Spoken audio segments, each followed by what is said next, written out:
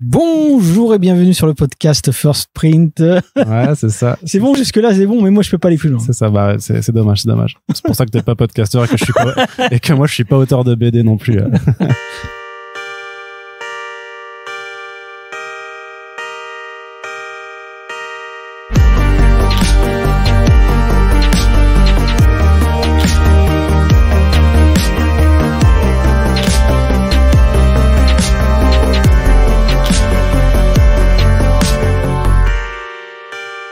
Bonjour à toutes et tous, vous écoutez First Print, votre podcast comics préféré. On vous en avait parlé, on vous l'avait teasé depuis longtemps. Il est maintenant grand temps de se retrouver pour le premier épisode du MutafuCast volume 2. On vous a proposé tout au long de l'année 2022 notre première maxi-série, le MutafuCast volume 1, qui ne s'appelait pas encore volume 1 à l'époque parce qu'on ne savait pas forcément qu'il allait avoir un volume 2. Mais voilà, on avait avec Run décidé de vraiment d'explorer tous les coulisses de la saga MutafuCast, de sa création jusqu'à sa publication donc aux éditions Ankama avec les spin-offs, avec le film d'animation. Et aujourd'hui maintenant MFK reprend donc avec MFK 2 aux éditions de Rue de Sèvres, et comme on s'inspire des plus grands chez First Print, on s'est dit qu'on allait suivre le mouvement et faire aussi le MutafuCast volume 2. Donc l'idée ce sera toujours en compagnie de Run d'aller aborder donc les coulisses de MFK2, d'aller vraiment disséquer le processus créatif. Et en plus c'est un exercice qui sera un petit peu différent du premier volume puisque c'est une BD qui est en cours de publication. Alors on enregistre, seul le premier album est sorti depuis le début de l'année.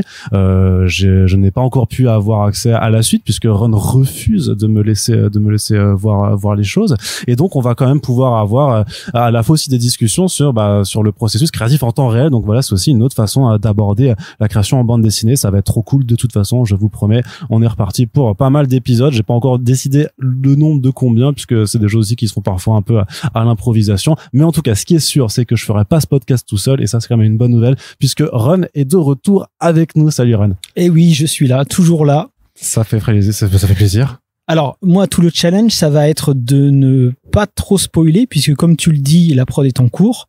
Moi, je suis déjà un peu plus loin dans la prod, forcément, hein.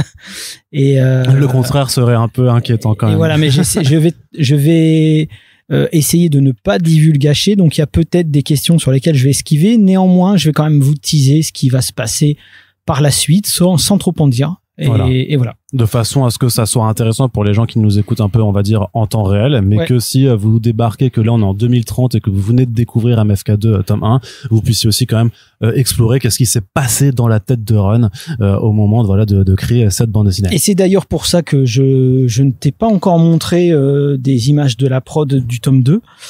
On le fera tout à l'heure si tu veux, mais c'était une manière de pas t'influencer par rapport à tes questions, etc. Donc si tu veux, entre deux épisodes, je te montrerai un peu tout ça. Yes, et puis, je veux bien. Et puis voilà, quoi. Comme ça, les gens, ils nous écoutent, ils font la chance qu'il a vraiment ces journalistes. Ils ont pas vu la gueule des découpages, hein, c'est pour ça. Et du coup, juste une autre question, c'est le point américain. Pourquoi? Tu sais, je vais pas te poser de questions reloues, hein, t'es pas obligé. Non, mais on ne sait jamais. C'est un petit peu intimidant quand le mec a vraiment un point américain sur la table, on enregistre ça alors que j'ai rien dit, j'ai rien fait. En fait, je m'en suis pas rendu compte, mais j'ai vidé mes poches et oui, il se trouve qu'il y a un point américain. Je veux dire, il va sortir un Schlass, un Glock et tout, ça va être. Non, le Schlass, il est dans les chaussettes. Très bon, c'est parfait. Les bonnes conditions pour enregistrer une émission, voilà, dans toute la bienveillance qui caractérise MutafuCast. Bref, première question, on va rentrer dans le vif du sujet, mais avant d'aller vraiment creuser la BD de fond en comble, c'est une image, on va pas prendre de pelle pour creuser ta BD, elle est très bien comme ça. Mais donc, j'ai envie pardon, je suis monter déjà, c'est ça. Donc, on avait vu à la fin un petit peu de l'épisode du MutafuCast sur le tome 5, en fait, que t'étais un petit peu déjà, que tu savais que un jour t'allais y revenir. Ouais. Mais voilà, moi j'ai envie vraiment de savoir vraiment à partir de quel moment, avec parce qu'il se passait plein de choses après, il y a eu les spin-offs, donc Puta Madre, Loba Loca, il y a eu le forme de remake au western avec 86, il y a eu le film et tout ça. Donc à quel moment vraiment tu sais que ça va se poursuivre, va y avoir un MFK2, voilà, que tu vas refaire une histoire avec Vince Angelino dans le canon, dans cette continuité. C'est pour ça qu'hésitez pas à aller réécouter les podcasts précédents, parce que j'en parle dans justement l'épisode qui traite du tome 5. J'étais arrivé dans un état d'épuisement assez avancé, et même en termes de santé, ça commençait déjà un petit peu à dérailler, et je sentais qu'il fallait que je clôture l'arc en cours, vraiment. C'est-à-dire que je ne me fermais aucune porte. Je savais que potentiellement j'en avais pas fini avec ces personnages-là, mais tu sais, le film plus la fin de la BD, je me disais vas-y, j'ai besoin de faire une espèce de conclusion, quitte à revenir plus tard dessus. Une conclusion qui serait plus une pause alors. Une conclusion à l'arc 1 en disant que tout ce que j'avais commencé, toutes les portes que j'avais entrouvertes ou ouvertes dans ce cycle, il fallait que je les referme, tu vois. Et puis ensuite faire une espèce de pause, laisser reposer. Même moi, j'en avais besoin, je veux dire en termes physiques, quoi. C'était primordial. J'aurais pas pu rattaquer. De toute façon, j'étais plus assez frais dans ma tête pour rattaquer avec peut-être des bonnes idées ou quoi que ce soit. J'ai quand même l'impression que n'importe quelle œuvre nécessite quand même un temps de maturation pour que ça soit pertinent, quoi. Tu vois. Et continuer pour continuer, je pense que à mon avis, ça aurait été mal fait. De toute façon, j'en avais plus forcément la force ni envie d'ailleurs. Donc il te fallait alors à un certain moment pour laisser aussi des idées se reposer, pour savoir en fait comment t'allais emmener tes personnages. Ouais, tu sais, c'est comme en agriculture, hein, tu laisses le terrain jachère, tu vois. Je suis pas agriculteur, non, je sais pas de quoi tu me parles. Mais tu vois, si d'année en année, tu peux pas tirer la même chose du même terreau, donc t'alternes les cultures, et là c'est un petit peu pareil, je laisse la terre reposer de manière à ce qu'elle se tu vois, à ce que tous les minéraux, etc. reviennent, et pour ensuite continuer à planter. Donc là, je sentais que j'étais sec, quoi, clairement, tu vois. Je sentais qu'il y avait plus rien d'extraordinaire. Enfin, je dis pas que le cycle précédent était extraordinaire, mais en tout cas, plus rien ni de stimulant, ni de motivant qui pouvait sortir de mon cerveau. En tout cas, à cette période-là, sur cet univers-là. D'accord, mais malgré tout, t'as quand même les spin-offs qui vont finir par apparaître. Donc t'avais quand même aussi des idées qui se faisaient de ce niveau-là, mais pas alors. Oui, mais parce que en fait, c'est l'univers de Mout of Chaos, c'était une espèce de grand bac à sable où tu pouvais de temps en temps, tu vois. Encore une fois, je dessine pas, tu vois, sur l'Obaloka, c'est pas moi qui dessinais tout. Donc les idées sont là.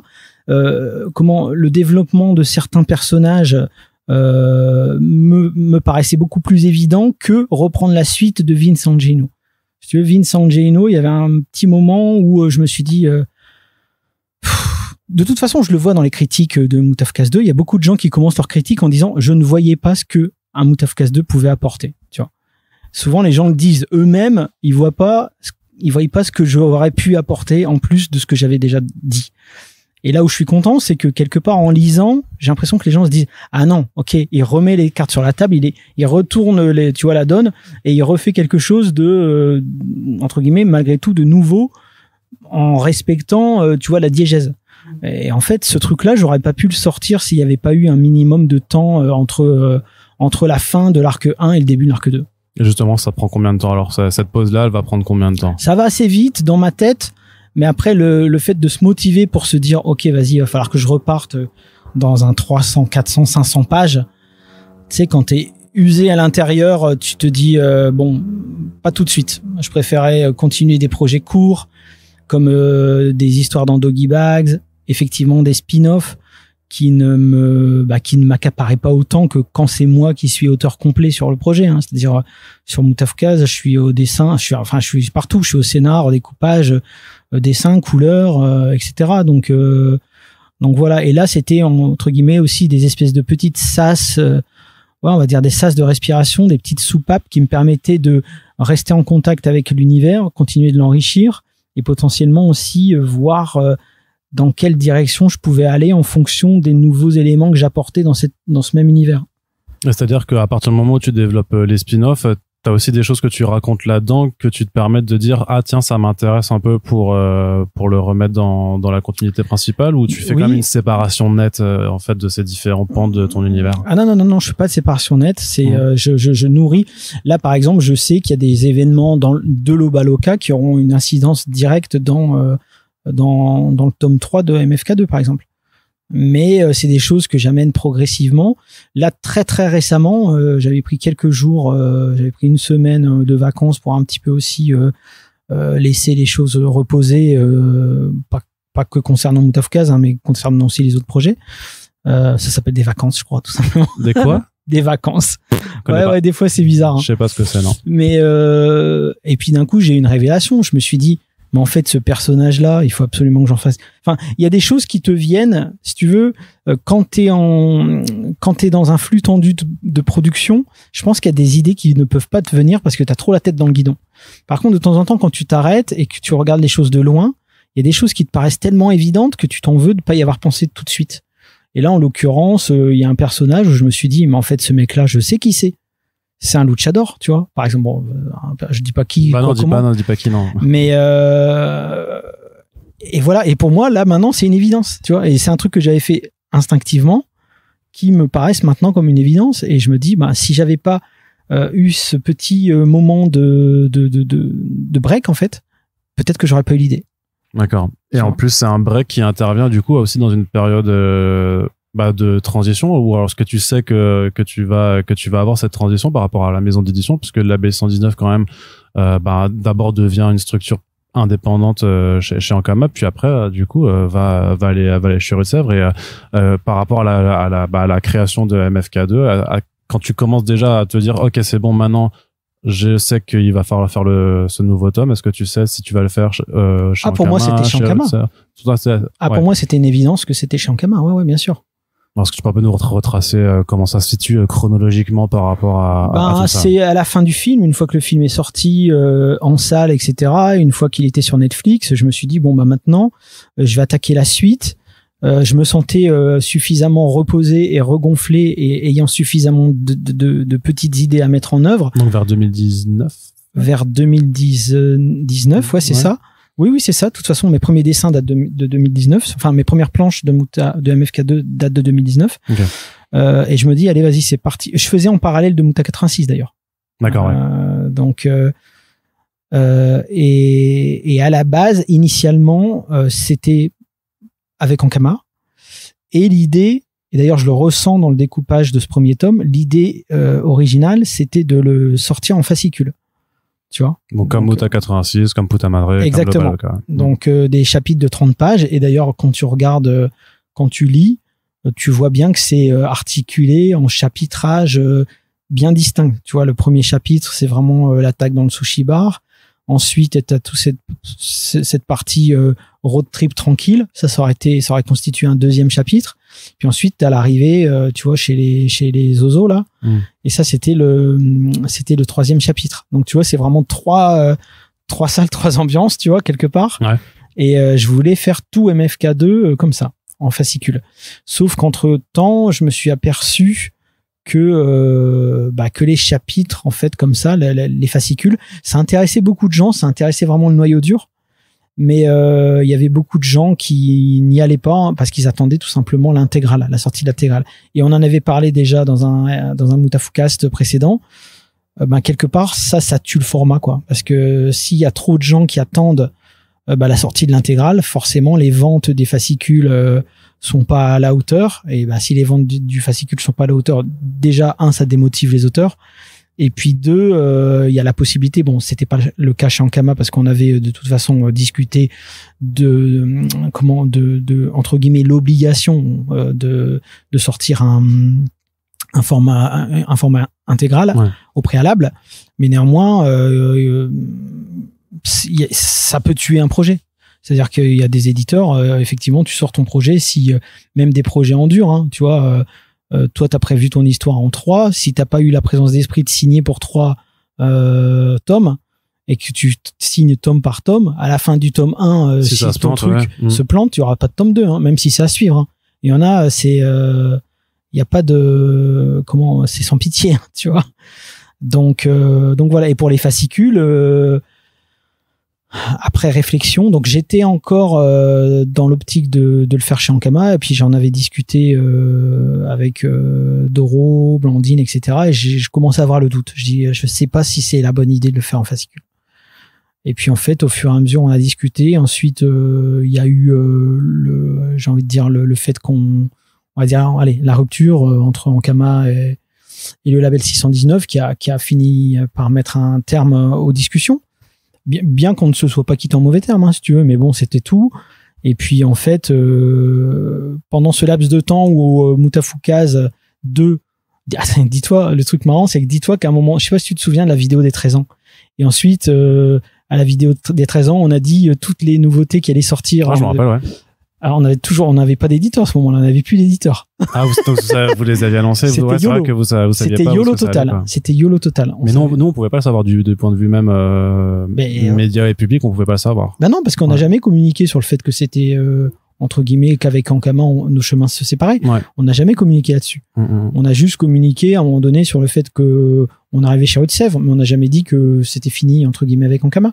Donc c'est parce qu'en fait ça c'est qu'il y a eu une période alors où en fait vous ne saviez pas où vous alliez. Pas du tout. Okay. On a même pensé à faire de l'auto-édition, mais on n'avait pas les fonds nécessaires, tu vois. Ouais. Et puis quand on a lancé ce trailer, c'était vraiment bon. On sait qu'on allait sortir parce que c'est notre destin, mais qui, quoi, comment.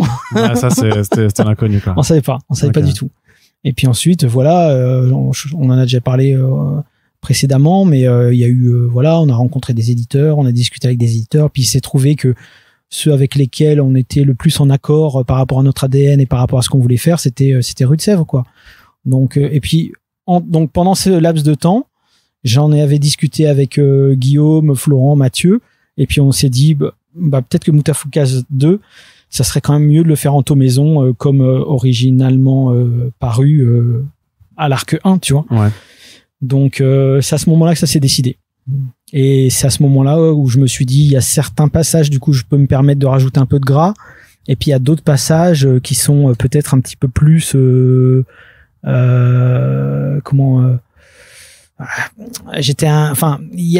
tu veux, il y a des passages qui marchaient très bien en chapitre solo, mais je me disais, est-ce que ça va bien marcher, tu vois, une fois l'ensemble réuni. Donc des petits aménagements comme ça de pages ou de trucs comme ça. Mais c'est, voilà. En gros, c'était un projet qui était destiné à être en fascicule et qui maintenant est devenu un projet en maison. D'ailleurs, même graphiquement, j'étais beaucoup plus, comme c'était censé être plus petit à la base, j'étais un petit peu moins fin, je veux dire, au début. Puis ensuite, quand c'est repassé en 19-27, il y a plein de planches que j'ai reprises justement pour on va dire raccordé avec une qualité qui est propre au 19-27, tu vois. Mais c'est marrant quand même par rapport à cette histoire de fascicules, parce que tu crois que c'est même si tu les faisais en dur, tes fascicules, c'est parce que ça se fait parfois, enfin c'est notamment chez ça serait maigre, ça ferait bizarre quand même. Ça c'est bien fait pour c'est con hein, mais chez Panini ils l'ont fait en fait, ils ont fait des notamment pour Star Wars la Haute République, là ils ont fait en fait des durs comme ça mais qui contenaient que 2 single issues à l'intérieur, donc 40 pages, donc à peine plus en fait que ce que tu fais par chapitre de 30 quoi. Et parce que peut-être que c'est ça le blocage qui fait que les gens en fait font ce qu'on appelle le trade waiting aux États-Unis, tu vois, c'est de dire en fait c'est par rapport juste à la question du format, ils préfèrent juste avoir certes l'album complet on va dire, mais surtout parce que c'est du dur et que en fait c'est rébarbatif pour eux d'avoir du souple alors oui peut-être, mais parce que t'as le même problème après, tu sais, c'est qu'il y a des gens qui vont dire MFK2 on sait que ça a été annoncé en 3 tomes donc on va attendre l'intégral c'est ça qui arrive. À terme, mais bon qui arrive dans je sais pas 5 ans. Mais c'est ce que j'allais te dire. C'est un peu long. C'est ce que j'allais te dire, c'est-à-dire qu'il y a des gens déjà même là MFK2 tel qu'il est là en 128 pages quand on a sorti le tome 1, il y a des gens qui ont dit moi j'attends l'intégrale, tu vois. Ouais, mais les mecs, vous voulez vraiment qu'on crève là en fait, parce que tu vois, c'est un 128 pages, il y a quand même tu vois, il y a quand même de quoi manger dedans. Si le mec il attend l'intégrale pour soutenir le projet, le projet, heureusement c'est pas la majorité, mais c'est quand même c'est quand même particulier. Je comprends l'état d'esprit, hein. Les gens ils aiment bien avoir un truc complet, fini, voilà. Mais il faut penser aussi entre guillemets c'est plus la mode des séries. Enfin, c'est moins, il y a moins d'appétence pour les séries, mais encore que c'est pas une les série mangas, les gens ils attendent pas d'avoir un truc à 4500 pages pour acheter tout. Ouais, mais le manga, on va dire que c'est parce que c'est à 7 € le tome, donc forcément il y a cette barrière psychologique un petit peu du prix qui peut jouer, le fait que ça sort rapidement. Quoique de moins en moins, parce que c'est quand même cher, hein, les mangas, je trouve. Ça dépend, mais sur des longues séries, oui. Maintenant, si tu veux te faire la totalité de One Piece, ça représente un mais même à l'unité, tu vois, c'est quoi, 7,50 €? Ouais, bon, en général, c'est comme ça, c'est entre 7 et 8 €. Bon, moi, je compte encore en francs français dans ma tête, mais ça, par contre, il faut vraiment te faire à l'idée que c'est fini. Hein, c'est fini, ça reviendra plus, hein, je crois. Depuis 20 ans, quand même. Enfin, bref, mais dans ma tête, ça reste cher. Bon, mais Bon, enfin voilà, ça c'est pour l'histoire fascicule, etc. quoi. C'était pensé comme ça, d'accord. Et donc par contre, au niveau de l'histoire, de l'idée de l'histoire de ce que tu vas raconter, ça arrive à quel moment là?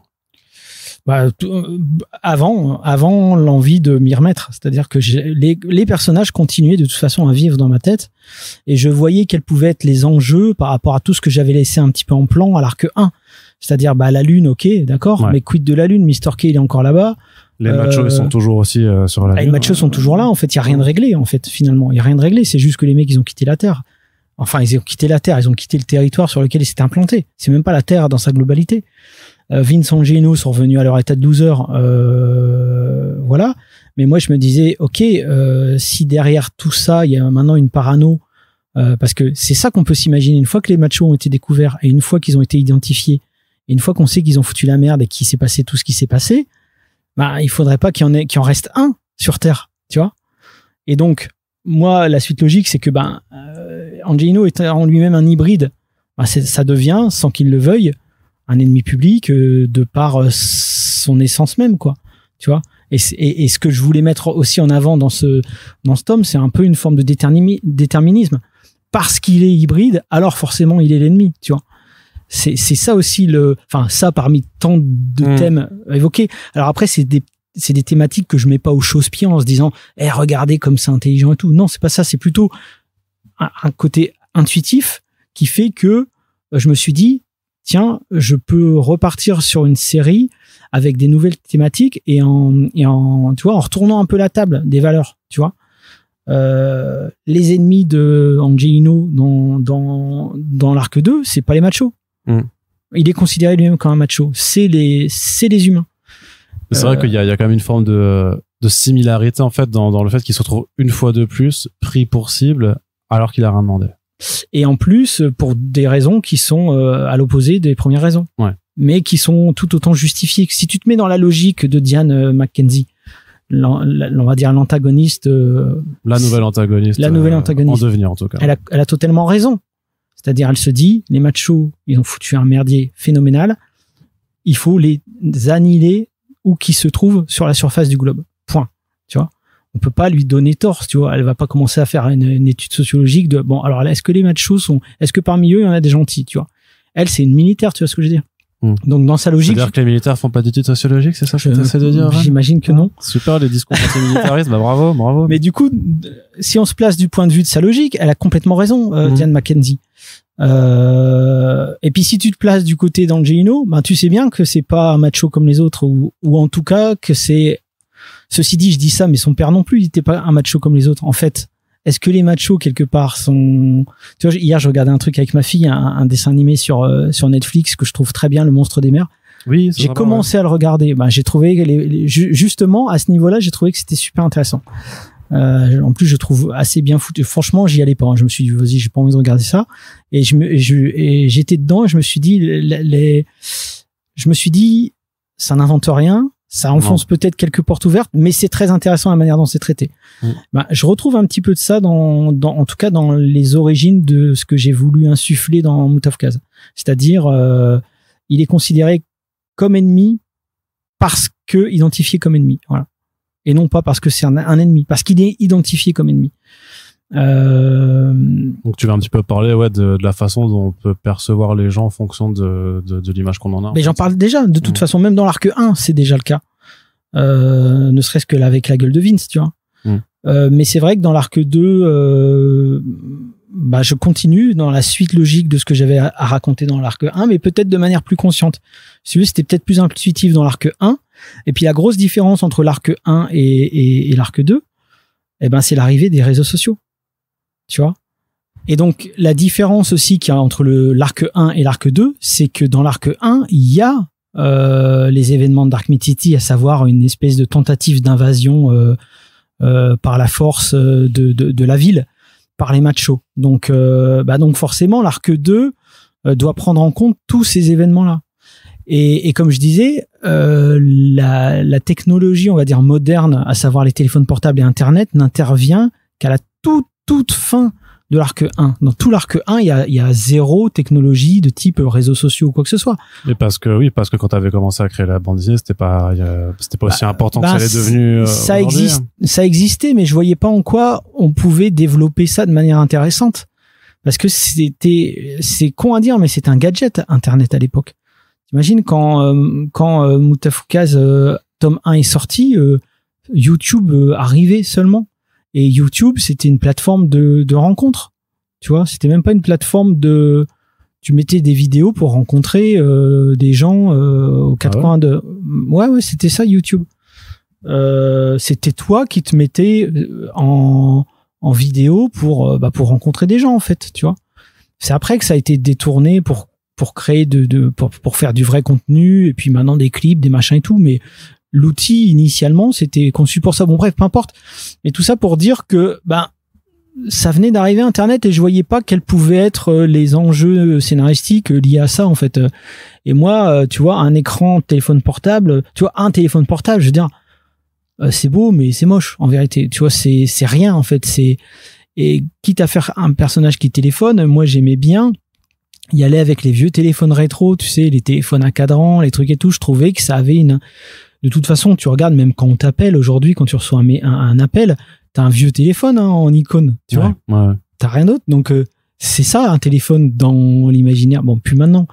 Mais en tout cas, moi, dans mon imaginaire, à moi, c'était ça, un téléphone. Donc, si tu veux, j'étais plus sur une technologie, on va dire, vieillissante, que je trouvais de toute façon plus intéressante à dessiner. De la même manière que les bagnoles dans Mutafukaz Arc 1, c'est pas des Toyota Camry, tu vois, c'est des Cadillac 1969. Donc, tu vois, il y avait malgré tout un petit côté rétro que j'appréciais particulièrement, que je mélangeais avec d'autres codes, comme le hip-hop, etc., qui faisait l'identité de Dark Mid City. Mais voilà, en 2022, là, j'ai pleinement pris conscience de l'impact sur le réel d'Internet et des réseaux sociaux. Tu le prends même avant, parce que l'histoire, elle se construit avant 2022. 2022, c'est quand l'album sort, mais donc, ton histoire là, elle a quand même plusieurs années de gestation. Mais j'étais coincé dans ma diégèse. Je pouvais pas d'un coup, entre le tome 2 et le tome 3 de Mutafukaz Arc 1, d'un coup, faire qu'il y a un mec qui a un téléphone portable avec des réseaux sociaux. Ça n'avait aucun sens, ça n'existait pas. D'ailleurs, si ça avait existé, peut-être que les choses ne se seraient pas déroulées de la même façon pour Angelino, tu vois. Donc, j'étais obligé de terminer, même quand j'ai compris l'émergence d'Internet et l'impact que ça avait sur nos vies au quotidien. Bon, j'étais de toute façon coincé dans mon univers où il n'y avait pas d'Internet. Donc, voilà, j'étais obligé aussi pour introduire ces thématiques-là, j'étais obligé d'en passer par un arrêt, j'ai envie de dire l'arrêt de l'arc, et puis ensuite l'émergence des réseaux sociaux, que j'explique d'ailleurs à la fin de l'arc 1 par du rétro-engineering des artefacts extraterrestres qui ont été retrouvés après l'invasion. Ça c'est un vrai truc entre guillemets. C'est un vrai truc conspi, c'est que il y a des gens qui pensent vraiment que les iPhones, etc., c'est forcément venu de la rétro-engineering de matériel extraterrestre, que certains datent à Roswell ou des trucs comme ça, tu vois. Donc, tu vois, c'est encore une fois, je m'amuse de ces choses-là pour les intégrer directement dans ma diégèse, parfois au premier degré, parfois au deuxième degré. Et puis voilà, quoi. Parce qu'il y a de ça, c'est que tu constates en fait l'importance que ça a pris. Mais pour aussi bâtir ce deuxième arc, en fait, tu continues aussi à puiser juste dans ton expérience personnelle, dans tes voyages. Oui. Parce que tu as continué à aller aux États-Unis entre temps quand même. Tu y es retourné ou pas? Entre quand et quand? Entre la fin de Mutafukaz 1 et le début de MFK2. Ouais, j'y suis retourné. Oui, j'y suis retourné. Mais après, je fais toujours, en règle générale, quand je vais en Californie, je fais toujours plus ou moins les mêmes coins. Donc, je connais déjà par cœur. Mais par exemple, j'étais retourné avec Yuck. C'est une manière aussi de partager ce que j'aimais de cette région. Et puis lui, de découvrir. Et puis on faisait des photos. Puis parfois, quand tu fais découvrir à quelqu'un, tu reprends conscience du truc, quoi. Là où parfois t'as tendance un petit peu à oublier, puis à considérer que c'est acquis, puis tu vois, ça, je veux pas dire que ça s'efface de ta mémoire, mais ça fait pas tellement partie de toi que tu penses même plus à repiocher dedans pour en faire un truc. Et puis oui, et surtout aussi les réseaux sociaux. Alors c'est pour ça que je m'excuse par ailleurs pour tous les gens qui me suivent sur Twitter, mais après c'est vrai que j'aurais pu créer souvent on m'a dit ça, on m'a dit ouais mais tu sais t'es quand même un personnage public. Déjà moi ça me fait toujours tiquer d'entendre ça, mais bon, tu devrais faire un compte entre guillemets anonyme pour échanger avec les gens avec qui t'échanges et tout, parce que c'est vrai que je creuse, tu vois, dans Twitter, j'essaie de comprendre les logiques, tu vois, les gens qu'on va qualifier de conspi. Alors pour moi conspi c'est pas juste un mec qui refuse de se faire vacciner parce qu'il a peur. Un conspi c'est un package général, c'est on va dire une façon de penser qui va systématiquement vers la défiance et le fait qu'il a l'impression qu'on lui cache la vérité, quelle que soit la vérité en question. Pour moi, c'est ça un conspi. C'est pas juste un mec qui va douter sur un point en particulier. Du coup, moi, je creuse dans l'univers, dans la complosphère, je veux dire. Ça, t'avais envie de le faire. Tu voulais, parce que on parlait déjà de théorie du complot dans Moutafoukaz 1. Parce que sans le vouloir, j'y participe. C'est-à-dire que dans Moutafoukaz 1, en faisant si tu veux, en faisant une grosse partie de mon univers, ben, je peux pas faire. Ce qui est compliqué, c'est que dans Moutafoukaz 1, le complot existe pour de vrai. Tu vois? Donc, qu'est-ce que je fais avec Moutafoukaz 2? Je continue de l'explorer, mais à la lueur, en fait, de la façon dont ça s'est généralisé avec les réseaux sociaux. Et la manière dont les gens comprennent toute Traviole, surtout. Ouais. Tu vois? En fait, quand tu lis Moutafoukaz Arc 2, bien que le complot existe, les gens qui ont soi-disant les sacheurs, mais ils sont tous à côté de la plaque. Ils comprennent tous autre chose que ce qui s'est passé réellement. Donc moi c'était ça le challenge, c'était de me dire le complot existe dans la diégèse, mais comment maintenant parler de la désinformation, sachant que moi dans ma diégèse la désinformation existe. C'est compliqué ça. Tu vois ce que je veux dire? Donc c'est le truc où à un moment donné je me suis tellement fait un nœud au cerveau où je me suis dit ça sert à rien. Ça sert à rien à partir du moment où le complot existe dans Moutafoukaz, ben aller quelque part montrer les dérives liées à la défiance systématique, ben c'est abscon parce que finalement c'est des gens, parce que dans ton univers c'est des gens qui ont raison, ouais. Bien sûr, parce que les gens ont raison.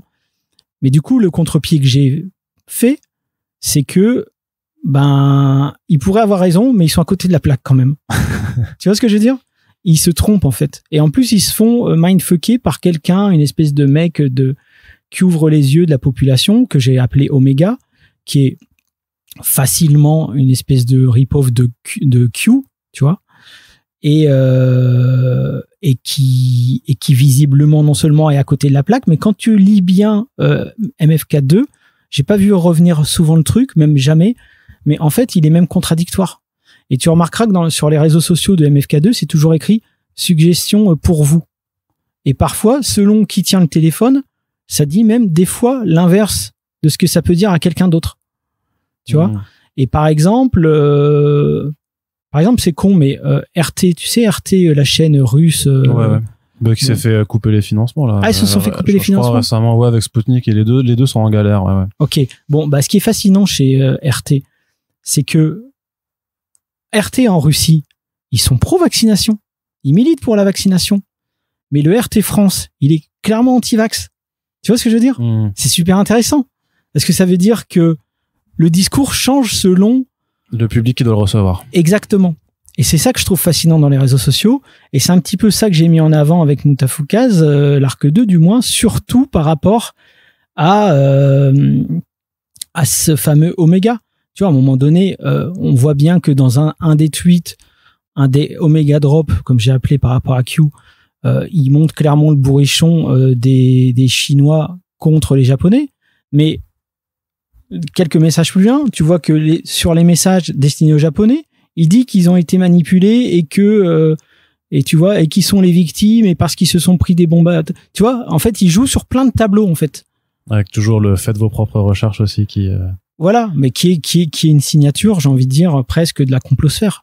Encore une fois, parce que c'est vrai que le terme théorie du complot, etc., c'est quelque chose qui est extrêmement galvaudé aujourd'hui. Facilement, quelqu'un qui va dire ouais, moi je veux pas faire vacciner mes enfants, on va dire ouais, tu fais partie de la complosphère. Moi, je nuance quand même beaucoup les choses. C'est-à-dire qu'avant que je classe quelqu'un dans un complotiste, je vais aller fouiller son Twitter. Ouais, et si je vois que c'est récurrent, et si je vois qu'il y a une défiance systématique de toutes les versions officielles, ou même des fois qui va aller retweeter des trucs qui pour moi n'ont ni queue ni tête. C'est-à-dire, il va aller retweeter à la fois que dans le vaccin, il y a des hydres. Après, il va retweeter que dans le vaccin, il y a, j'en sais rien, moi, de n'importe quel métal lourd, ou, en fait, tout et n'importe quoi, ou que dans son compte, il va à la fois dire que, c'est les élites pédosatanistes qui ont créé le virus pour réduire la population. Et puis 2 mois plus tard, c'est les élites, c'est ces mêmes élites pédosatanistes qui créent le vaccin pour réduire la population. Faut savoir, ils ont créé le vaccin, ils ont créé le virus pour tuer les gens, ou ils ont créé le vaccin pour tuer les gens. Voilà. Les deux, pour tuer encore plus de gens. Bon voilà, à partir de voilà. Et là, pour moi, à partir du moment où toutes ces cases commencent à être cochées, je considère que la personne est complotiste. Tu vois ce que je veux dire?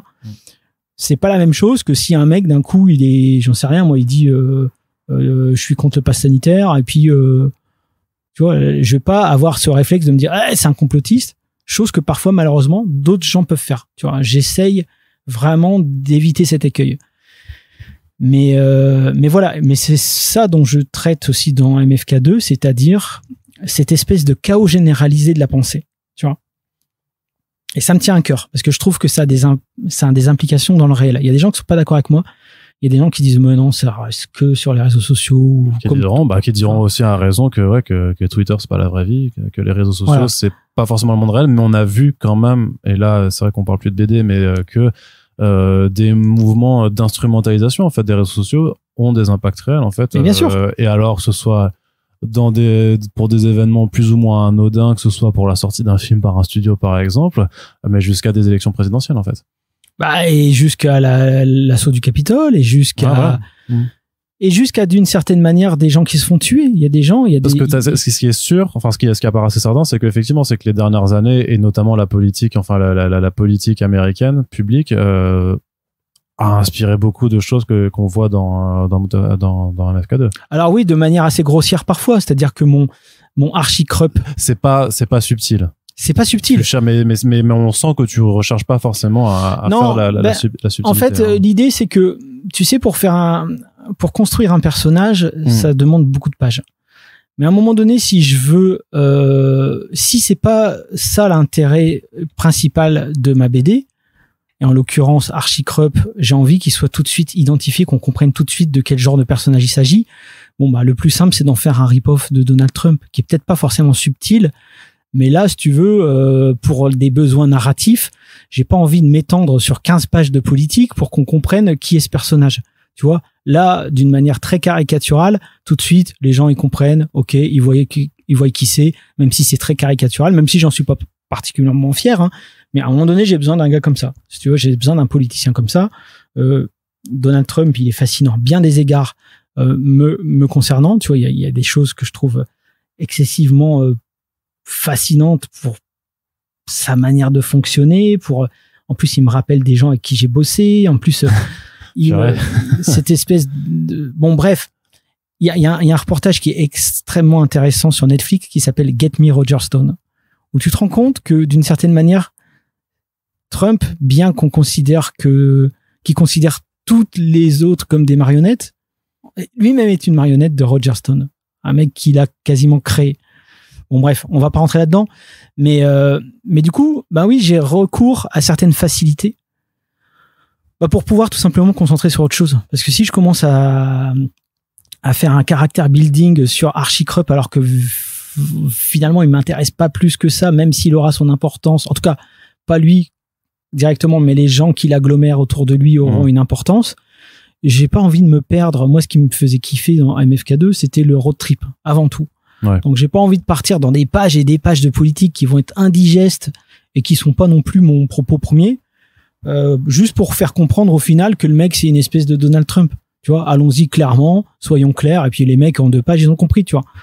Donc et de reprendre la figure de Archie, donc de Archie Comics. Bah oui, parce que j'aime bien cette espèce de contre-pied. Archie, c'est un personnage extrêmement lisse, tu vois, du comics américain. C'est une espèce de, on va dire, d'icône du comic code, tu vois, le approved by comic code, où ça doit surtout choquer personne, et voilà. Et je me dis, un mec comme ça, il aurait très bien pu virer, ultra, tu vois, conservateur, etc. De la même manière que je vais te dire un truc. Moi, tu vois, des fois, il y a des guerres ouvertes sur Twitter et tout, sur les incels, etc. Tu vois? Ouais. Tu vois, les incels, ces espèces de mecs qui sont super vénères et qui sont anti-féministes, qui sont anti-femmes même. Enfin, ils ont un problème avec les femmes, quoi. Bon. C'est terrible. Moi, qui me dit que, à l'heure des réseaux sociaux, si j'avais 14 ans, est-ce que j'aurais, tu vois, c'est vraiment des questions que je me pose sincèrement. Est-ce que moi, qui me faisais moquer par les meufs à la piscine ou des trucs comme ça, quoi, est-ce que j'aurais pas pu tourner incel? Vraie question. Pour moi, des gens comme ça, alors il y a des gens qui sont irrécupérables, c'est sûr. Mais je trouve aussi dangereux de couper le dialogue avec ces gens-là, en règle générale, même si c'est des fois très dur, très très dur. Mais j'ai quand même l'impression que c'est des gens qui manquent de vécu et peut-être un peu de clés de compréhension sur le monde en général, tu vois. Ou parfois qui vont tourner des non-événements en drama, alors qu'en vérité, bah c'est juste un micro-événement, les amis. C'est pas la tendance générale, tu vois. On en avait déjà parlé hors micro, mais il y a des choses comme, je sais pas moi, des dramas qui n'ont pas de raison d'être, comme par exemple le consentement dans Blanche-Neige. Moi, perso, je trouve ça débile aussi, si c'était vrai. Mais il se trouve que c'est faux. Personne n'a dit qu'il fallait retirer cette scène de Blanche-Neige. C'est juste un mec dans son coin qui, à un moment donné, faire la réflexion qu'il trouvait que c'était du non-consentement. Soit. Mais est-ce que pour cette réflexion-là, ça mérite de devenir une tendance Twitter, comme si d'un coup, le monde entier avait voulu effacer la scène? C'est pas le cas. Tu vois ce que je veux dire? Ouais. Donc, en ça, je trouve ça fascinant. Et je me dis que, bon, après, c'est très difficile des fois d'expliquer aux gens, de dire, moi, des fois, j'en prends un parmi tant d'autres, mais je le fais plus parce qu'après, ça floude trop, puis les gens qui me suivent, ils se disent, mais putain, mec, on te suit pour tes dessins, on te suit pas pour tes trucs de merde. Parfois, même, j'ai ce truc-là de, vas-y, dessine, t'es bon pour ça, mais... c'est même aussi le danger un peu auquel tu t'exposes, même en allant parler de tout ça dans MFK2, parce que c'est vrai que là, depuis 10 minutes, on aborde plein de sujets qui apparaissent du coup dans la bande dessinée, mais on parle des complotismes avec tout ce que ça représente, on parle forcément de courants politiques, et c'est vrai que tu peux aussi avoir des gens qui avaient pas capté que MFK, que Mutafukas déjà premier du nom avait déjà aussi parlé aussi de choses politiques, mais là ça se fait peut-être de façon encore plus explicite justement, mais peut-être parce que aussi le paysage médiatique et avec les réseaux sociaux que t'as vu évoluer ces 5-6 dernières années depuis entre la fin de Mutafukas et le début du MFK2 est devenu éminemment aussi plus un peu polarisé, tout simplement. Polarisé, violent et très très politisé aussi, notamment sur le milieu culturel où t'as dû avoir pas mal de choses même de ton côté, quoi. Ouais. Où t'as même posé, je me rappelle, je sais plus, on avait parlé en podcast ou pas, mais même sur la question d'Angelino qui, pour un public américain est considéré comme un personnage afro-américain, alors que toi, c'est pas comme ça que tu l'as envisagé lors de sa création, par exemple. Mais il y a tout et n'importe quoi. C'est-à-dire que il y a des gens, tu vois, pour qui, Angelino, il est ce qu'il est. Mais il y a des gens aussi aux États. Alors les États-Unis, c'est vraiment particulier. Et moi, j'ai l'impression quand même qu'il y a parce que je voulais même te poser. Alors, je suis désolé de te couper. Ouais. Et c'était même une question par rapport aussi qui était un peu liée un peu à tes questions de voyage aussi avant, mais c'est que t'as vu aussi le paysage américain évoluer avec tous les voyages que t'as fait. Est-ce que t'as senti aussi que la société là-bas évoluait de ce côté-là, tu vois?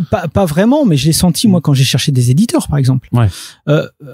Par exemple, moi je suis issu d'une éducation à la française avec des entre guillemets valeurs françaises et on en a parlé la fois dernière, un antiracisme universaliste, tu vois. Aux États-Unis, ils ont un antiracisme communautaire. On a des logiciels qui sont, je veux dire, clairement incompatibles. Mais pour comprendre les uns, il faut changer de logiciel, en fait. Tu vois, par exemple, moi, c'est pas arrivé souvent, mais sur Angelino, on m'a déjà dit que je faisais du numérique blackface. Ça veut dire quoi, du numérique blackface? Tu vois ce que je veux dire? Du coup, non. Moi non plus. Mais parce que là, ils sont spécialisés avec leur logiciel à eux. Mais je crois que ça veut dire tout simplement que le fait que je sois blanc, je peux pas entre guillemets dessiner de personnages noirs. En tout cas, le mettre en scène. Écoute, j'ai pas compris le truc, si tu veux. En fait, il y a des choses aussi, c'est ça qui me fascine, c'est que les logiciels sont tellement différents les uns des autres. Tu vois, par exemple, la laïcité la vraie laïcité à la française, elle est pour nous, c'est justement le pinacle de l'antiracisme dans le sens où il n'y a pas de religion d'État. Et pour eux, la laïcité, c'est-à-dire critiquer les religions, c'est du racisme. Ça veut dire que on a sur la même notion, tu sais, c'est un peu comme l'image des deux Spider-Man. Les Américains vont dire de nous parce qu'il y a la laïcité qu'on est raciste, et nous, on va dire d'eux parce qu'ils respectent pas la laïcité qu'ils sont racistes. Tu vois ce que je veux dire? Qu'ils font une différence entre les religions, parce que pour eux, déjà pour eux ils considèrent les races, tu vois. Oui, tu vois, c'est le mot race, tu vois. Et pour eux, religion et race, ils vont faire, enfin, ce qu'ils appellent race, ils vont faire une suite logique. C'est-à-dire que pour eux, limite, une religion peut être une race. Tu vois ce que je veux dire? C'est dans leur conception. Chez nous, c'est pas du tout le cas. C'est cette conception communautaire vraiment c'est cette conception communautaire. Exactement. Ce qui fait qu'en fait, parfois, j'ai l'impression que la polarisation sur les réseaux sociaux n'est en fait qu'un dialogue de sourds. Tu vois ce que je veux dire? J'ai l'impression que globalement, tout le monde pourrait être d'accord sur la base, à savoir pas faire souffrir son prochain. Il y a quand même des gens qui veulent faire souffrir leur prochain. Mais et c'est là où tu auras la limite de ce dialogue de sourds, parce que tu dis. Mais est-ce qu'on est sûr? Est-ce qu'on est sûr de ça? Quand même, et je pense qu'il y a des gens, dans la façon dont ils s'expriment, ça trompe pas quand même, tu vois, quand des gens font des comparaisons entre des personnes de couleur de peau et des animaux. Je pense qu'à mon avis, ceux-là, par exemple, tu vois, là, le dialogue est réellement plus possible, en fait. Ouais, c'est sûr. Ou ceux qui souhaitent la mort de gens qui sont vaccinés, par exemple. Ouais, c'est ça. Ou qui souhaitent la mort ou du mal à d'autres gens, ou moins de droits à des gens juste parce qu'ils sont parce qu'ils ont un élément de ouais, alors, oui, bon, il y a des gens qui sont, effectivement. Et on est quand même dans une société où, justement, par rapport à ce que tu as pu, ce qu'on peut voir de la polarisation, mais aussi, en fait, de la façon dont certaines idées qui étaient justement censés être dans des courants extrêmes se sont infiltrés dans des discours maintenant qui sont des discours mainstream, en fait. Effectivement, mais là, on est vraiment dans les extrêmes. Si tu veux, quand tu fais des cercles, on est vraiment dans les extrêmes. Mais dans les gens, j'ai envie de dire, qui sont plus ou moins nuancés, j'ai l'impression qu'ils sont amenés à se polariser, à se radicaliser de plus en plus à cause d'un dialogue de sourds, à cause d'une différence de logiciel. Tu vois ce que je veux dire? En vérité, qui a raison entre la tu vois, la version américaine et la version française? Tout dépend du contexte. Tout dépend du contexte. Le français, il a peut-être raison dans son contexte, l'américain, il a peut-être raison dans son contexte. C'est ça qui me fait penser à ce dialogue de sourds. C'est ça qui me fait penser au fait que on se comprend pas. Les gens ne se comprennent plus, en fait. Mais toi, t'arrives à jongler, du coup, avec MFK, justement, parce que ton histoire se passe aux États-Unis, mais avec ta façon de penser. Non, parce que moi, je donne pas de leçons. Moi, je m'amuse, en fait. Tu vois, moi, à aucun moment, Angelino, Vince, il croit quoi de tout ça? Rien. Ils sont là, ils sont spectateurs. Tu vois, moi, avec Moutafoukaz 2, à aucun moment, tu me verras, regardez, c'est comme ça qu'il faut penser, ou regardez, c'est comme ça qu'il faut penser. Je montre juste cette espèce de... On peut quand même soupçonner certains de tes partis pris par rapport à la façon dont tu dépeins des personnages, non? Je pense pas. Ouais. Est-ce qu'on arrive à cerner ce que Ron pense avec sa bande dessinée ou pas? Je pense que les gens. Après, peut-être les gens qui nous écoutent se posent la question. Mais tu sais, ça dépend. C'est le but de ce podcast, en fait, c'est que les gens ils te connaissent après. Moi, j'ai déjà lu des trucs où les gens disaient tout, ils sont contraires sur moi. Il y a des gens qui ont cru que t'étais un faf à une époque. Il y a des gens qui croient, qui croient que je suis un faf, et il y a des gens qui me disent, putain, Ron, il est devenu woke et tout. T'as envie de dire, mais les gars, pourquoi vous me collez une étiquette? Je veux dire, à quel moment dans mon œuvre, ou même dans ce que je dis, même si des fois dans ce que je dis, encore une fois, comme je vais touiller un peu les gens sur Twitter et tout, c'est pas toujours évident. Mais encore une fois, ça participe aussi à la polarité. T'as envie de dire, je suis peut-être ni l'un ni l'autre. Pourquoi pas? Pourquoi il faut être l'un ou l'autre, tu vois? Et alors donc, si je mets en scène une espèce de Donald Trump complètement foireux, d'un coup, je vais devenir woke. Et puis, si je vais faire, enfin, tu vois, ça participe à cette polarisation dont je parle. D'ailleurs. Mais ça, t'y penses quand tu l'écris? Je m'en fous un peu, je t'avoue. C'est-à-dire que moi, c'est un truc, si tu veux, qui m'amuse. À un moment donné, j'ai envie de montrer. L'histoire se passe aux États-Unis, donc si ça se passait en France, ça serait différent. Mais quand tu veux montrer qu'il y a un mec qui connaît rien à ces sujets, qui est plutôt incompétent et qui a deux doigts des portes du pouvoir. Donc ça, c'est l'ultra-crépidarianisme, ça s'appelle. Ça, c'est les gens qui parlent de choses qui connaissent pas. Qui connaissaient absolument pas, mais qui en parlent comme si c'était des experts sur le sujet. Ouais. Bon, ça, c'est pareil. Et moi aussi, probablement, je suis là-dedans. Mais tu verras que dans Mutafukaz, tu vois que dans l'arc 2 de Mutafukaz, on va dire plus ou moins tout le monde est à côté de la plaque, en fait. Tout le monde a raison dans sa propre logique, mais tout le monde est quand même à côté de la plaque par rapport à ce qu'on sait, nous, des événements de l'arc 1. Tu vois. D'accord. Je sais pas si tout ça est très clair pour les gens qui vont nous écouter. Ils vont se dire, oh là là, ça part loin. Hein. Ouais. Mais bon, mais c'était ça le challenge aussi. C'est-à-dire que moi, je pouvais pas continuer Mutafukaz en 2022 comme C'était marrant, parce que c'était juste ma question sur mon déroulé que j'ai arrêté de suivre depuis longtemps, mais qui était quand même comment on évite de se répéter. Quand on fait, parce que t'as déjà, plus de 500 pages de BD faites avec l'arc 1, et comment on évite alors de se répéter, alors qu'il y a des thématiques qui peuvent revenir, mais qui sont en plus dans une continuité logique, hein, bien entendu, par rapport au complot et tout ça, avec les éléments nouveaux que tu peux apporter, mais aussi après, même, on y reviendra aussi plus tard un peu, c'est dans la structure, comment on évite de se répéter, parce que Mutafukaz, c'est quoi aussi? C'est de la bagarre. C'est aussi de la bagarre. C'est des mecs paumés à qui il arrive toujours des couilles. J'ai envie de dire, c'est avant tout de la bagarre. J'ai envie de dire, parce que là, c'est vrai que ça prend beaucoup de place dans l'épisode, le contexte, on va dire, politique et social, mais ça reste un background. Le but du jeu, c'est quand même la bagarre. Hein. Donc, non, mais soyons clairs. Je veux dire, c'est un divertissement, Mutafukaz, et ça n'est que ça. Après, je base mon contexte dans le contexte de 2022. Et en 2022, je ne peux pas continuer à faire Mutafukaz comme j'ai fait en 2006 en donnant du crédit aux théories du complot en règle générale. Ça, c'est un truc que je faisais en 2006 parce que je trouvais il n'y avait pas d'implication dans le réel. C'est-à-dire que c'est quelque chose qui m'amusait. Je trouvais ça extrêmement gratifiant intellectuellement de s'imaginer des uchronies. Et si les Américains n'avaient pas marché sur la Lune? Et si ceci, et si cela? Je suis complètement client. Par contre, aujourd'hui, le fait de voir qu'il y a des gens qui y croient vraiment, on arrive quand même aujourd'hui à ce qu'il y ait des gens qui doutent de la Terre sphérique. Tu vois ce que je veux dire? C'est un délire. On a tous les des sociétés de la Flat Earth Society, quoi. Oui. C'est un vrai truc. Oui, et qui d'ailleurs parle dans un tweet parle de globe eux-mêmes, alors qu'ils sont censés croire. Enfin, tu vois, ils savent même plus les mots qu'ils utilisent. Pour eux, globe, ça veut dire Terre. Tu vois, en fait, on est dans une espèce d'inception de la. J'ai envie de dire de l'ignorance et du n'importe quoi en fait, et je trouve ça fascinant. C'est parce que la thématique de Mutafukaz, ça a toujours été le chaos, et là le chaos j'ai envie de dire qu'il est généralisé quand même. Mais même moi, tu vas me demander, c'est-à-dire que même c'est que le chaos de MFK2 est au final à peine plus chaotique que celui de notre réalité.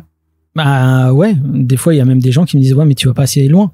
Bon, ils ont pas encore lu le tome 2, mais tu vois, mais moi, après, tu vas me poser des questions. Même moi, tu vas me dire, est-ce que je suis sûr de ce que je crois? Mais non, en fait. Je sais même pas, moi, tu vois. C'est ça le pire. Tu vois, moi, pendant longtemps, tu sais, quand il y a eu le début de quand il y a eu l'épidémie et qu'il y a eu les vaccins et tout, tu vois, le consensus scientifique disait que, ben voilà, il fallait se vacciner. Ben voilà, c'est tout. Je me suis vacciné. J'ai incité les gens autour de moi à se faire vacciner. Moi, dans mon entourage, j'ai quand même ma voisine, tu vois, de 53 ans qui est décédée du Covid, salement décédée du Covid, parce qu'en plus, elle faisait du diabète, et avant de décéder, on a dû lui amputer une jambe et tout. C'est du réel, tu vois, c'est des choses réelles. Donc, pour moi, la solution, c'est le vaccin. Mais quand tu lis les trucs, il y a une chose dont je suis à peu près sûr, c'est qu'il n'y a pas d'hydre extraterrestre dedans. Mais est-ce que c'est efficace? Visiblement, si on s'en réfère aux données, oui. Mais est-ce que ça l'est vraiment? Moi, tu me demandes à moi. Je suis obligé de faire confiance en un consensus. Mais moi, je vais pas sortir de mon chapeau, j'y crois pas. Tu vois ce que je veux dire? Mais c'est le cas sur plein de sujets. C'est aussi pour ça que sur Twitter, des fois, il y a des gens qui disent pourquoi tu perds du temps sur les trucs et tout. Mais parce que j'ai besoin de comprendre la logique de chacun. J'ai besoin de comprendre sur quoi il se base pour penser ce qu'il pense. Et moi, sur quoi je me base pour croire ce que je crois ou penser ce que je pense. Aujourd'hui, tu me poses la question, est-ce que tu es certain de savoir ce que tu penses? Je suis même pas certain, en fait. C'est pour ça que dans Mutafukaz, il y a pas de temps. Il y a des choses que je trouve clairement absurdes, et je vais m'en amuser dans Mutafukaz. Mais après, il y a plein de choses sur lesquelles je sais pas. J'ai choisi de croire des choses parce que je me range plus du côté de la science que du côté de la croyance. Mais c'est tout. Tu vois, demain, la science, le consensus va me prouver que la Terre finalement est plate. Je vais dire, ah, putain, bah, je me suis planté. Mais c'est pas le cas, tu vois ce que je veux dire? Ouais. Moi, je suis pas allé avec mon maître ruban, puis j'ai pas commencé à faire les tests avec le laser et tout, comme dans l'émission sur Netflix, là, pour pour moi-même le vérifier, tu vois. Donc moi, c'est pour ça aussi que parfois, ce que je vais reprocher à certains, on va dire, complotistes, c'est que quel que soit l'événement, ils savent déjà qu'on nous monte avant même qu'on nous dise de quoi il s'agit. Bah, tu le montres dans la BD, puisque ça s'ouvre donc sur l'attaque d'un restaurant japonais. Enfin, ça s'ouvre pas là-dessus, parce qu'il y a une scène avant dont on parlera aussi, mais il y a une attaque d'un restaurant japonais parce qu'en fait, justement, parce que Omega a dit que en fait, il séquestre des gosses, et du coup, bah, vu que c'est les États-Unis et que t'as un accès aux armes qui est facilité, forcément, il y a des groupes armés qui ont réussi à se déterrasser pour dire, bah, on va aller défourailler un resto japonais pour y trouver les enfants. Et bien sûr, il y a pas d'enfants. Et du coup, t'as quand même un des gars qui intervient pour dire, bah ouais, mais s'il y a pas d'enfants, c'est qu'ils les ont vraiment très bien cachés. C'est que c'est la preuve qu'il y a des enfants bien cachés. Mais ça, c'est un truc, c'est une rhétorique conspi qui est tout le temps là. C'est-à-dire que le fait de ne pas trouver de preuves, c'est la preuve que ça existe et que c'est bien caché. C'est un truc que je trouve extrêmement fascinant en termes rhétoriques.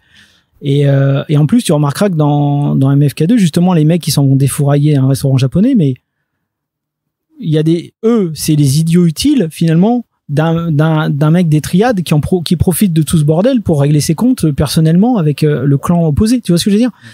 Donc tout ça et ça, en plus, c'est inspiré d'une histoire vraie. C'est-à-dire, encore une fois... Mais il y a beaucoup de rêves, de toute façon, dans MFK. Il y a beaucoup de rêves. Mais ce truc-là, c'est le Comet Ping-Pong, tu sais. Le Comet Ping-Pong à Washington, en fait, il y a des gens qui ont avec les mails de Washington, tu sais, il y a un moment donné, il y a eu tout un truc de mails qui ont été... qui sont sortis et qui ont désossé un peu tout ça et qui ont vu qu'il y avait beaucoup de commandes dans cette pizzeria là qui s'appelle le Comet Ping Pong, et ils ont fini par en conclure que c'était pas des pizzas qui commandaient mais des enfants. C'est le Pizzagate. Ça s'appelle le Pizzagate. Voilà. C'est terrible, ça.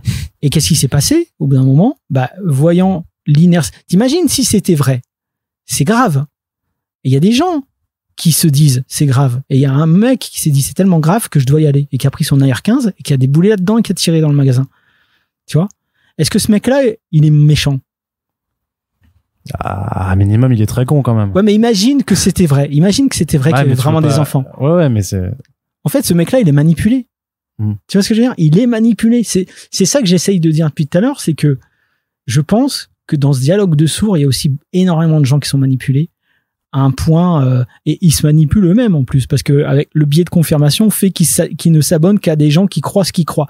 Moi, dans le cadre de MFK2, j'ai créé un compte qui s'appelle Omega Istros, qui est le même que celui que tu vois apparaître dans la BD. Et là, je suis sûr qu'il y a des gens qui n'ont pas capté parce que t'en as pas trop parlé en plus. Donc, non, j'en ai pas trop parlé. Des fois, je retweete un truc d'Omega, puis il y a des gens qui viennent et alors qui croient que c'est un vrai compte, forcément. Mais je me rends compte non seulement que des fois, je suis liké au premier degré par des conspirationnistes, et 2, moi, quand je me mets sur mon compte Omega, je suis bombardé de suggestions conspirationnistes. Mais des délires. Je veux dire, des trucs à base d'hydres extraterrestres dans les vaccins, à base de... Tu vois, tous les trucs où je pousse le bouchon, Twitter me suggère d'autres publications qui vont aussi loin que ça. Sauf que moi, c'est fictif. Donc je me dis, si j'étais vraiment dans ce délire-là, Twitter, il ferait quoi? Il me pousserait jusqu'à la folie. Parce qu'il estime, après ça c'est les algorithmes qui te poussent à te proposer du contenu que tu aimes, que tu partages déjà. Donc forcément, si tu commences à partager des théories du complot, il va se dire ce qu'il aime lui, c'est les théories, et du coup on va en avoir. Mais c'est ça que je trouve dangereux, parce que moi j'ai toujours considéré, alors ça vient de mes cours de philo, c'est un petit peu l'emballement des algorithmes alors. Mais c'est pour ça que moi je trouve que c'est important, et en philo on nous a toujours enseigné que penser, c'est penser contre soi-même. Je passe mon temps à essayer de penser contre moi-même. C'est-à-dire que même si tu regardes qui je suis sur les réseaux sociaux, je suis des gens qui sont de tout, même des pires extrêmes. Parce que à un moment donné, j'ai besoin de comprendre. Tu vois, des fois, t'as un événement. L'événement, il est ce qu'il est. T'as un fait. Et sur ce même événement, il y a des comptes que je suis qui vont comprendre de cette façon-là, avec ces telles raisons. Et il y a des gens avec les mêmes, les mêmes données, ils vont interpréter de manière même contraire. Tu vois? Et quand tu te mets dans le logiciel de chacun d'eux, tu dis, je comprends ce qu'ils veulent dire, mais ils sont à côté de la plaque, les uns et les autres, en fait, tu vois? Et bon, voilà, moi, c'est un truc qui me fascine, moi, personnellement. Et puis ce chaos-là, j'essaye de le mettre. Ça sera un des éléments narratifs importants dans Moutafukaz, dans MFK2, qui pour l'instant ne ressort pas tout à fait, mais si, qui ressort quand même parce que c'est omniprésent. Mais voilà, c'était ma manière aussi de rebondir sur le fait de ne pas faire le lit des conspirationnistes, tout en ayant un complot qui fait partie de ma diégèse. De toute façon, à un moment donné, il y a une scène dans MFK2 qui l'explique très bien, c'est-à-dire que la présidente Oprah Washington, elle dit bah ouais, mais si on n'avait pas autant menti sur des choses, peut-être que les gens seraient moins en défiance qu'aujourd'hui, tu vois. C'est ça aussi le conspirationnisme, je trouve. Bah c'est les scandales d'État en fait, et les mensonges qui sont avérés, qui sont jamais forcément, enfin même si tu parlais de vaccins avant, mais enfin dans la vraie vie, dans le monde réel, il y a toujours cette question d'un gouvernement qui a dit que les masques ne servaient à rien. Pour cacher le fait qu'ils en avaient brûlé des millions en fait et pas recommandé et donné en Chine et qui ont toujours pas dû payer ou assumer une seule fois en fait le fait d'avoir menti. Je ne comprends pas. Moi c'est un vrai truc. Je ne comprends pas pourquoi ils ont pas dit tout simplement bon écoutez en fait on n'en a pas. Ouais. Et on va essayer d'en avoir. Je ne comprends pas pourquoi mentir. Honnêtement, hein, c'est un truc. Je suis peut-être naïf. Mais bon, c'est comme ça. Et comment veux-tu qu'après derrière, il n'y ait pas une défiance vis-à-vis du gouvernement? Non, mais toi, pour moi, il y a un péché originel dans la gestion de. Bien sûr. Après, avec l'autre qui nous raconte, moi, je sais pas mettre de masque. Bête, et puis après, d'un coup, quand tu portes pas de masque, tu te tapes 150 € d'amende. Mais, enfin, pour moi, c'est incompréhensible. Mais en même temps, ça me fascine. Au premier degré. C'est-à-dire que je suis pas en colère. Je m'amuse. Ça m'amuse. Ça t'amuse et du coup, t'essaies de le remettre un petit peu là-dedans. Mais t'as fait quand même pas mal. T'as passé beaucoup de temps sur Internet, du coup. Un peu trop. Peut-être un peu trop. Parce que même dans justement, ce que tu utilises aussi cette narration par écran de smartphone interposé qui, moi, me rappelle un peu les écrans de télé de Dark Knight Returns de Frank Miller. Un petit peu, ouais. C'est un peu ça. Et puis, je trouve aussi que plutôt qu'essayer... Ce que je veux dire, c'est que dans les citations que tu mets, il y a des choses que tu as vues vraiment, non? Ah, bien sûr. Mais moi, j'ai des screenshots, laisse tomber, je sais même plus quoi en foutre. J'en ai des milliers et des milliers et des dizaines de milliers sur plein de sujets. Est-ce que t'as pas l'impression que tu t'es aliéné à faire ces recherches aussi un peu? Bah non, parce qu'en fait, je me dis toujours, si un jour on m'attaque en disant ouais, c'est un peu caricatural, je sortirai le tweet original, en fait. Ouais. Tu t'es perdu dans les bas-fonds, en fait, à faire des recherches, justement, avec tous les complotistes. Ouais, mais ça me fascine. De toute façon, tous ceux qui me connaissent savent que je suis fasciné, de toute façon, par les extrêmes, par les trucs les plus chelous, les trucs les plus bizarres. Et puis c'est quelque chose qui j'ai envie de dire, qui m'anime, quoi, tu vois. C'est, au tout début de Twitter, j'avais pas tout compris et je t'avoue que j'avais pas toutes les clés, si tu veux. Mais là, au fur et à mesure, tu sais, il y a même des moments où j'avais mon cœur qui battait d'énervement quand je lisais certains tweets ou quoi, tu vois. Maintenant, quand je vois des trucs que je trouve hallucinants, je descends, je les lis à haute voix à ma femme et je me tape une barre, tu vois. Est-ce que MFK2 doit quelque chose à l'existence des réseaux sociaux alors? S'il n'y avait pas tout ça. J'aurais pu faire MFK2 sans réseaux sociaux et tout, mais il se trouve que, encore une fois, comme je te dis, je pouvais pas faire l'impasse de réseaux sociaux, sachant que le complot faisait partie de la diégèse. Donc j'étais obligé d'en passer par là, tu vois. Et puis ça aurait été, ça aurait été très malhonnête de dire, je sais même pas comment j'aurais pu rebondir en vérité, en disant juste tout ceci n'a pas existé. Enfin, tu vois ce que je veux dire? Non, tout ceci a existé. Il y a un complot. C'était un rêve. Ouais, tu vois. Il y a un vrai complot dans Moutafukaz, tu vois. Il y a un vrai complot, voilà. Comme il y a des vrais complots, moi, encore une fois, hein, il y a des vrais complots dans la vie de tous les jours, hein. Je veux dire, allez, on va dire un complot qui va mettre tout le monde d'accord, c'est la syphilis dans les populations noires aux États-Unis. Ils ont fait un test de grandeur nature. Ça, c'est un vrai truc avéré. Tu regardes. Ah ouais? Ouais, ils l'ont reconnu et tout. Je préfère le Macron qui a une perruque. Je pense que ça, c'est un vrai complot aussi. Bah, moi, il y a pas de consensus scientifique là-dessus. Pas encore, mais il y a quand même de plus en plus de preuves par l'image que ces cheveux, ils ont vraiment pas la même gueule, mais vraiment de façon beaucoup trop différente, ouais, quoi. Ah ouais, je te jure. Bah, écoute, moi, il y a des implantations et tout, ça devient vraiment trop bizarre, quoi. Bah, moi, je te dirais pas c'est faux, tout comme je te dirais pas c'est vrai. Je suspends mon jugement, c'est-à-dire, je me dis, si un jour, on se rend compte que c'est vrai, je me dis, ah ouais, c'est vrai. Mais en vérité, la vérité, c'est que je me dis, et alors, en fait, tu vois. C'est-à-dire que même sur il y a plein de choses en plus sur lesquelles je me dis, mais tu sais, par exemple, est-ce que la femme de Macron c'était un homme, tu vois? Ça, c'est revenu souvent aussi dans la conversation. Oui, ça, il y a eu beaucoup de j'ai envie de dire, bon, ok, bon, admettons que ce soit le cas. Et donc, c'est tout. Ah ouais. Mais après, c'est juste, ouais, non, c'est ça que je trouve fascinant. Enfin, bon, bref. Très bien. Écoute, On va couper là une première fois. Ouais. Et on va continuer où on parlera d'autres thématiques autres que le complotisme.